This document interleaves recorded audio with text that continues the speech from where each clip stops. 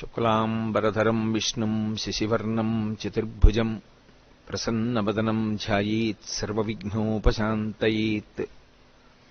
గురుర్బ్రహ్మా గురుర్విష్ణుః గురుర్దేవో మహేశ్వరః గురుః సాక్షాత్ పరబ్రహ్మ తస్మై శ్రీగురవై నమః. వ్యాసాయ విష్ణురూపాయ వ్యాసరూపాయ విష్ణవే నమో వై బ్రహ్మనిధయే వాసిష్ఠాయ నమో నమః. కూజంతం రామ రామీతి మధురం మధురాక్షరం ఆరుహ్య కవితాశాఖాం వందే వాల్మీకి కోకిలం. జై శ్రీరామండి. బ్రహ్మశ్రీ చాగంటి కోటేశ్వరరావు గారి సుందరాకాండ 25వ భాగం ఇప్పుడు ప్రారంభమవుతుందండి. జై శ్రీరామ్. ఎంత శాంతి స్థానమో మహర్షి ఎంత అద్భుతంగా మాట్లాడతారు. అందుకే శ్రీరామాయణం ఆదికావ్యం అయింది. శ్రీరామాయణంలో మీరు జాగ్రత్తగా ఏదో శ్లోకాన్ని చదివానంటే చదివానని కాకుండా పద్ధతిగా పరమ పవిత్రంగా గ్రంథాన్ని చదవగలిగితే శ్రీరామాయణం మనిషి జీవితం మీద విశేషమైనటువంటి ప్రభావాన్ని చూపిస్తుంది. అందుకే అమ్మవారి దగ్గర సెలవు తీసుకున్నప్పుడు ప్రదక్షిణ పురస్సరంగా పెడతారు. ఒక్క మాట సీతమ్మతో మాట్లాడాలనుకోండి, ఎంతో ఆలోచించి మాట యందు లేఖితనం రావట్లేదు. చాలా పడికట్టు పదాలు, ఎక్కడ ఆమెతో మాట్లాడేటప్పుడు కించిత్ గౌరవానికి భంగం కలగకుండా చూసుకుంటారు. అంత జాగ్రత్తగా మాట్లాడతారు. అసలు మాట మాట్లాడడం అంటే ఎలా ఉండాలో, ఎవరి దగ్గర మాట్లాడాలో, ఎవరి దగ్గర మాట్లాడకూడదో. అమ్మ బాబోయ్, రామాయణం చదువుతుంటే ఇలా ఉంటుందా శీలవైభవం అంటే అనిపిస్తుంది. సీతమ్మని అనసూయమ్మ అడుగుతుంది, రాముడి గొప్పతనం ఏం కనపడింది నీకని అడిగింది. అడిగితే ఆవిడ రాముడిలో ఉన్న చాలా గొప్పతనం ఎవరైనా ఏం చెప్తారంటే ధర్మం చెప్తారు, ఎవరైనా ఏం చెప్తారంటే సత్యం చెప్తారు, ఎవరైనా ఆయన పరాక్రమం చెప్తారు. సీతమ్మ ఏం చెప్పిందో తెలుసా? నా భర్త అనృతం నహిరామస్య కదాచిదపి సమ్మతం విశేషేనాశ్రమస్తస్య సమీపే స్త్రీజనస్య చ. ఇది నా భర్త గొప్పతనం. ఏమి శీల వైభవం! ఒక భర్త బలహీనత ఏమిటో, భర్త బలం ఏమిటో భార్యకి తెలుస్తుంది.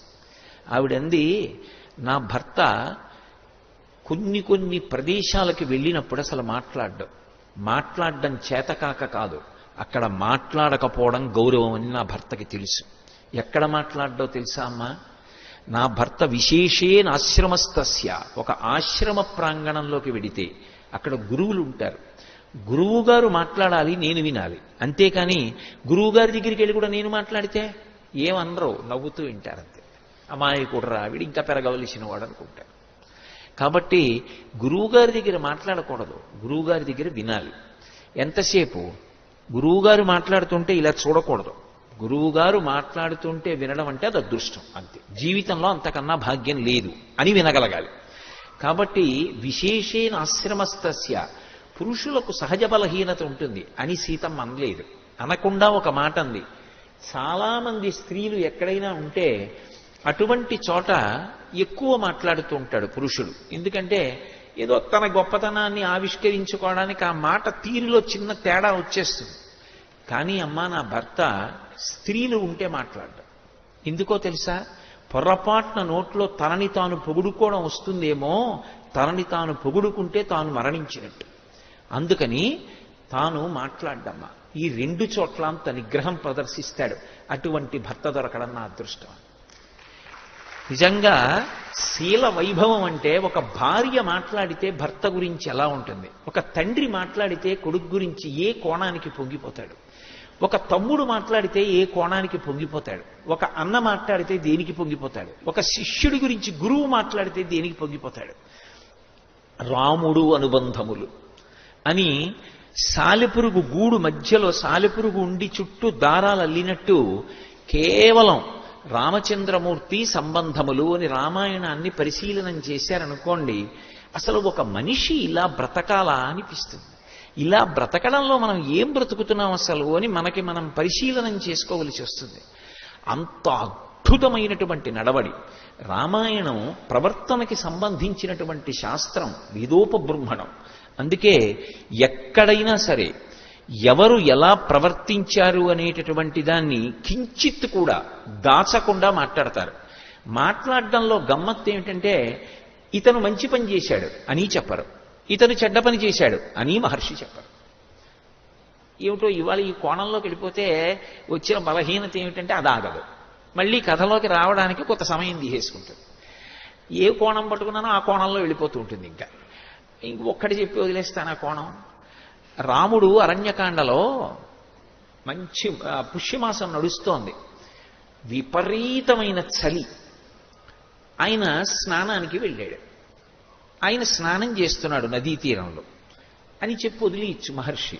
మహర్షి ఒక మాట చెప్పారు. ఏమనంటే, ఒక ఏనుగు ముందు రోజు రాత్రి నూనె పదార్థం ఎక్కువ ఉన్నటువంటి పదార్థాన్ని తినేసింది. ఏదో కొన్ని దుంపల్లో నూనె ఎక్కువ ఉంటుంది కదండి, అటువంటి దుంపలేవో తింది. దానికి రాత్రి దాహం వేసింది. దాహం వేసి అది సాయంకాలాలు పెడతాయి నీళ్లు తాగడానికి. అది తెల్లవారుజామున వచ్చింది దాహం ఆపుకోలేక.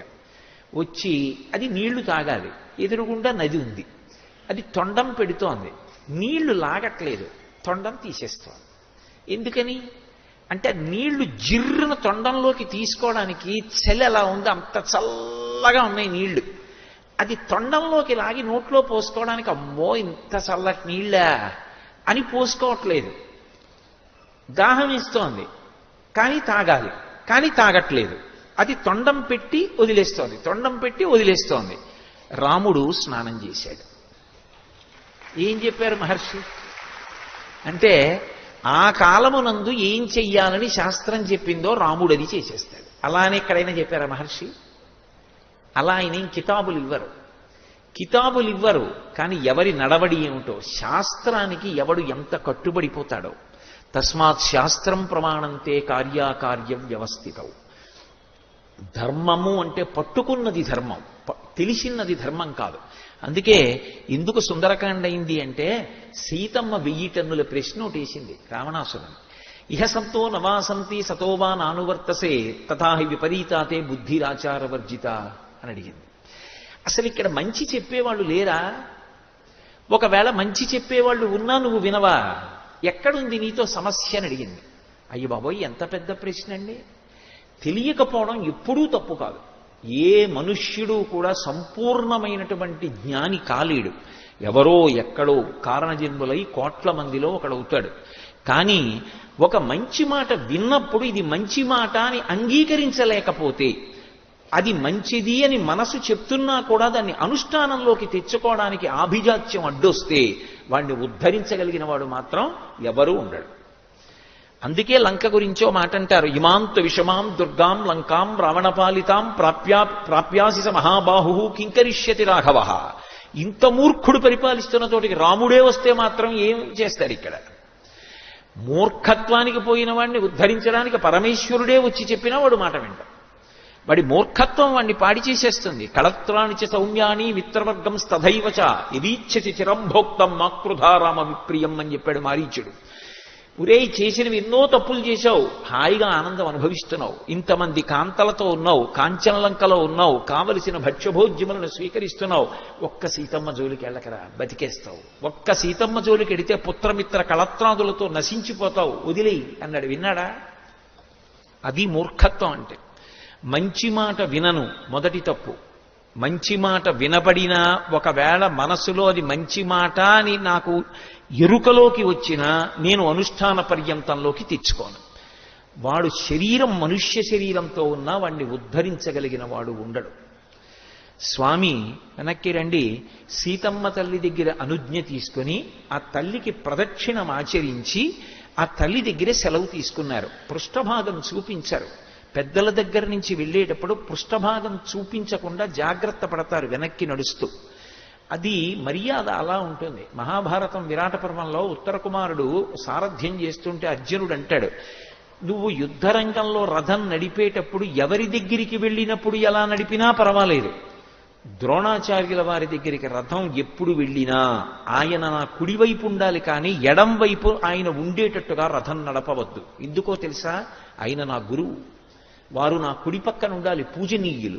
ఎట్టి పరిస్థితుల్లో వారు ఎడం పక్కకి రాకూడదు. ఇదొక్కటి జ్ఞాపకం పెట్టుకో. ఎట్టి పరిస్థితుల్లో ద్రోణాచార్యుల వారి ముందు నా రథం ఉంచకు. వారు బాణం వేస్తే వేస్తా, నా అంత నేను వారి మీద బాణం వేయను. ఒక గురువు అంత కట్టుబడిపోయాడు. తనని తాను పొగుడుకుంటే చచ్చిపోయినట్టు లెక్క అని ఒకప్పుడు నేను చచ్చిపోతానని ప్రతిజ్ఞ చేశాడు అర్జునుడు పొరపాటున. అనేశాడు, చటుక్కుని ధర్మరాజు గారి దగ్గర అనేశాడు. అలా అనేశాడు కాబట్టి ఇప్పుడు చనిపోయి తీరాలి.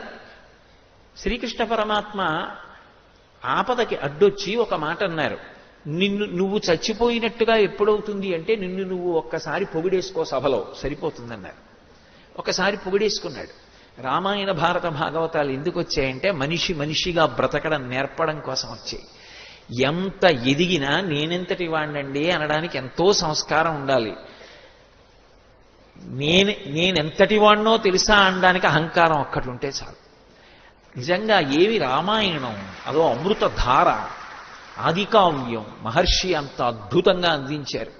ఆయన అంటారు, అల్పశేషమిదం కార్యం దృష్టేయమసి తీక్షణ త్రీనుపాయానతిక్రమ్య చతుర్థమిహ విద్యతే అంటారు. అల్పశేషమిదం కార్యం. అమ్మవారి ఆభరణం చేతిలోకి వచ్చింది కదూ, ఆయన స్థితి మారిపోయింది. ఇప్పుడు ఎక్కడ భయం లేదు. ఇప్పటి వరకు రామదాసుడిగా వచ్చి సీతాన్వేషణం చేస్తే సూర్యే చాస్తం గతేరాత్రౌ దేహం సంక్షిప్య మారుతి వృషదంశకమాత్ర సన్ బభూవాద్భుత దర్శన. పిల్లంత వారై అన్వేషణ చేశారు. అమ్మవారి ఆభరణం చేత్తో పట్టుకుంటే చూడామణి ఎక్కడ లేని ధైర్యం వచ్చేసింది. అది శాక్తేయమైన ఆభరణం. వెంటనే ఆయన ఒక మాట అనుకున్నారు మనసులో, అల్పశేషమిదం కార్యం. పెద్ద పని అయిపోయింది. అసలు సీతమ్మ దర్శనం చేయడం చాలా పెద్ద పని. ఎందుకని అంటే సీతమ్మ దర్శనం నా ప్రయత్నం వల్ల ఉండదు. సీతమ్మ దర్శనం సీతమ్మ అనుగ్రహం మీద ఆధారపడింది. తల్లి అనుగ్రహం ఇచ్చింది, నాకు దర్శనం ఇచ్చింది, కాబట్టి అది పెద్ద పని. ఇక రెండవ పని, అల్పశేషమిదం కార్యం దృష్టేయమసితేక్షణ త్రీనుపాయానతిక్రమ్య చతుర్థమిహ విద్యతే. 3 ఉపాయములను దాటి 4వ ఉపాయము ద్వారా ఒక్కసారి రావణాసురుణ్ణి చూడాలి. ఒక్కసారి రావణాసురుణ్ణి చూసి అతనితో మాట్లాడాలి. దానికి 3టిని దాటాలి. ఏ 3 దాటాలి? సామము పనికిరాదు. ఎందుకంటే మంచి మాట వినేటటువంటి లక్షణం ఆయన యందు లేదు. ఒక వ్యక్తి గురించి అంచనా వేసేటప్పుడు ఏ పక్షపాతంతో సంబంధం లేకుండా వ్యక్తిని వ్యక్తిగా ప్రేమించు. సంఘటనని బట్టి ఒక వ్యక్తి యొక్క శీలాన్నంతటినీ తప్పు చేసి మాట్లాడకూడదు. మీరు రామాయణం చదివితే రాముడికున్న గొప్ప గుణాల్లో ఒకటి ఏమిటంటే అందరినీ అడుగుతాడు ఏదైనా పని చేసే ముందు. అందరూ చెప్పింది వింటాడు, తన నిర్ణయం చెప్తాడు. చెప్పి ఇది నా బుద్ధికి తోచింది అనడు. శాస్త్రం ఇలా చెప్పింది, పెద్దలు ఇలా చెప్పారు కాబట్టి ఇలా చేస్తానంటాడు. ఒకడు తప్పు చేశాడనుకోండి, దిద్దుకునే అవకాశం ఇస్తాడు. మనిషి మంచిని ప్రేమిస్తాడు. ఏది బలహీనతగా తనకి అర్థమైందో ఆ బలహీనత వలన ఇక కార్యం చెడుతుందనుకున్న కార్యాన్ని ఆ బలహీనత ఉన్నవాడికి అప్పగించడం దిద్దుకునే వరకు. అసలు రాముడి లాంటి నాయకుడు మీకు కనపడడు. రాముణ్ణి ఉపాసన చేస్తే అద్భుతమైనటువంటి నాయకుడు తయారవుతాడు దేశంలో. కాబట్టి ఇప్పుడు ఆయన ఆలోచిస్తున్నారు, సామము రావణుని యందు పని చెయ్యదు. ఎందుకు పని చెయ్యదు అంటే మంచి మాట వినడం అనేటటువంటి లక్షణం ఉంటే నేను చెప్పడం ఏమిటి? ఎప్పుడో చెప్పాడు. అసలు మారీషుడు సీతాపహరణానికి పూర్వమే చెప్పేశాడు. ఆ తర్వాత భార్య చెప్పింది మండోదరి, తర్వాత కుంభకర్ణుడు చెప్పుంటాడు, విభీషణుడు ఎన్నో మాటలు చెప్పాడు, తల్లి కైకసి చెప్పింది. ఎవరి మాట విన్నాడు? మంచి మాట వినే అలవాటు లేదు. పైగా ఈ రాక్షసుల్ని బతిమాలి ఒకసారి మీ ప్రభువుని చూస్తానని అడిగితే పంపించే అలవాటు వీళ్ళకి అసలు లేదు. యథారాజా తథా ప్రజ. ఇక దానము, వీళ్ళు ఉంటున్నదే కాంచలలంక. అసలు ప్రపంచకంలో ఉన్నటువంటి అపరూపమైన వస్తువులన్నీ ఎత్తుకొచ్చి వాడు దాచాడు. ఇక నేను వాళ్ళకేమిచ్చి వెళ్ళను రావణ దర్శనానికి? దానము పనికిరాదు. భేదం, ఇక భేదాన్ని వీళ్లతో నేను శత్రుత్వాన్ని ప్రకటన చేద్దామంటే ఎంతసేపు యుద్ధం చేస్తే రావణాసురుడు వస్తాడు యుద్ధానికి? అది అంతు తెలియని విషయం. కాబట్టి 4వది ఏమిటి? దండోపాయం. వీళ్ళకి అత్యంత ప్రీతిపాత్రమైనది ఏదుందో అది పాడు చేసి వీళ్ళని కొడితే ఖచ్చితంగా వీళ్ళు నన్ను పట్టుకెళ్లి రావణాసురుడి ముందు నించోబెడతారు. అప్పుడు నా ప్రయత్నం పూర్తయిపోతుంది, రావణ దర్శనం చేసేస్తాను. ఎందుకు రావణ దర్శనం అంటే ఏదో రావణాసురుణ్ణి చూడడం కోసం కాదు, 4 మంచి మాటలు చెప్పాలి. ఎందుకు అసలు రావణాసురుడికి మంచి మాటలు చెప్పవలసిన అవసరం ఏమిటి స్వామి హనుమకి అంటే దానిలో అనేకమైనటువంటి కారణాలున్నాయి. ఒకటి, ఆయన రుద్రాంశ సంభూతుడు. వాయుపుత్రుడు. వాయువు ఎవరో కాదు, వాయువు పరమశివుని యొక్క స్వరూపం. అందుకే శంకరాచార్యులు వారు దక్షిణామూర్తి స్తోత్రం చేస్తూ భౌరంభంశనలోనిలోంబర మహార్నాథో హిమాంసు పుమాన్ ఇత్యాభాతి చరాచరాత్మక విధం యస్యైవ మూర్త్యష్టకం నాణ్యత్కించన విద్యతే విమృశతాం యస్మాత్ పరస్మాద్ విభో తస్మై శ్రీగురుమూర్తయే నమయిదం శ్రీదక్షిణామూర్తయే అంటారు. 8 రూపాలుగా పరమశివుడు తిరుగుతూ ఉంటాడు. ఇక 9 లేదు, ఆ 8 ఉంటాయి. పృథివిగా కాంచీపురంలో ఏకాంబరేశ్వరుడు. ఈ పృథివి అంతా లింగస్వరూపం. అందుకే కాంచీపురంలో పృథివీలింగం, జంబుకేశ్వరంలో జలలింగం, అరుణాచలంలో అగ్నిలింగం, శ్రీకాళహస్తిలో వాయులింగం. అలాగే ఆ పృథివీ ఆపస్తేజో వాయు. జై శ్రీరామ్ అండి. బ్రహ్మశ్రీ చాగంటి కోటేశ్వరరావు గారి సుందరాకాండ 25వ భాగం పూర్తయిందండి. మరలా 26వ భాగంలో కలుసుకుందామండి. జై శ్రీరామ్. ముందు భాగాలు కనుక మీరు చూడనట్లయితే కింద డిస్క్రిప్షన్లో లింకులు ఉన్నాయి, పూర్తిగా చూడండి. జై Sriram.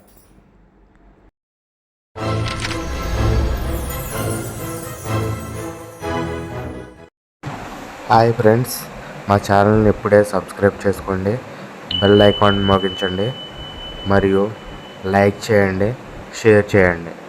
Thank you watching my videos.